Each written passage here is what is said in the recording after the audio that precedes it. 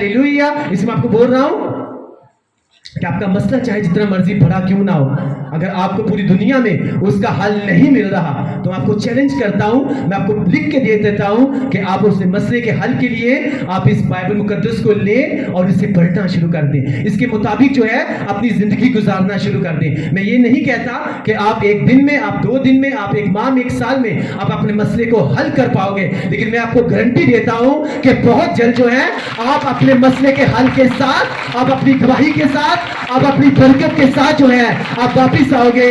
आमीन, आमीन, आमीन, हालेलुया, हालेलुया। आप सब इस बात को जानते हैं कि हमारी मैरिज जो है उसे 6 इयर्स हुए, 6 साल हुए, हमारे पास बेबी नहीं था, हमारे पास औलाद जैसी बरकत नहीं थी, हम इधर उधर भटक रहे थे, कभी किसी के पास, कभी किसी के पास। लेकिन बाइबल मुकद्दस आती है, बाइबल मुकद्दस के मुताबिक जो है जब हमने इस बाइबल मुकद्दस को पढ़ना और इसको फॉलो करना शुरू किया और इसे अपनी जिंदगी का हिस्सा बना लिया, तो वो काम जो कोई डॉक्टर नहीं कर सका, कोई हकीम, कोई तबीब, कोई भी इंसान नहीं कर पाया, वो कलाम इस बाइबल मुकद्दस ने कर दिया और आज हमारे पास एक बेटी और 2 बेटों जैसी नेमत है। आमीन, आमीन। इसी में आपको बोल रहा हूं कि जब दिन रात आपका ध्यान इसके ऊपर हो जाता है ना, तो आपके सारे मसले जो हैं वो आहिस्ता आहिस्ता हल होना शुरू हो जाते हैं। हमारी उस वक्त जो है हम हो सकता है कि किसी तरह के हम एक्सपेक्ट करते थे कि खुदा हमें ब्लेस करे, लेकिन इधर उधर भागे कुछ भी नहीं हुआ। फिर इस कलाम को पढ़ा जिसमें लिखा हुआ है कि खुदा का कलाम जो है वो तेरे मुंह से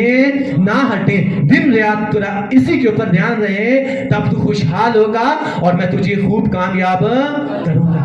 हालेलुया, हालेलुया। इसको पूरी तरह से जिस तरह इसको पढ़ना चाहिए वैसे हम नहीं पढ़ते थे, और हमारी जिंदगी में सिर्फ मैं और मेरी वाइफ जो है वो अपने घर में अकेले थे। लेकिन जब से इसको पढ़ना शुरू किया, इसके मुताबिक चलना शुरू किया है, तब से हमारा घर जो है वो हर वक्त जो है खुदावंद के लोगों के साथ, अपने बच्चों के साथ जो है वो भरा रहता है। आमीन, आमीन। मैंने कहा ये ताकत है, ये ताकत है इस कलाम में, इस बाइबल मुकद्दस में ये ताकत है कि आपकी उदासियों को जो है ये खुशियों में तब्दील कर देती है। आमीन। आपके अकेलेपन को जो है ये बरकतों में और गवाहियों में तब्दील कर देती है। आमीन। और इसीलिए वो कह रहा है कि जब तेरा ध्यान इस कलाम की तरफ रहेगा तो खुशहाल भी रहेगा और अपनी जिंदगी के हर स्टेप में तो कामयाब भी रहेगा। आमीन, हालेलुया। इसमें आपको बोल रहा हूं कि आपका ध्यान जो है बरकतों की तरफ नहीं बल्कि बरकतें देने वाले खुदा की तरफ रहना चाहिए। आपका ध्यान प्यासों की तरफ नहीं कि हाय आज पैसे नहीं है, ये नहीं है, वो नहीं है। नो, आपका ध्यान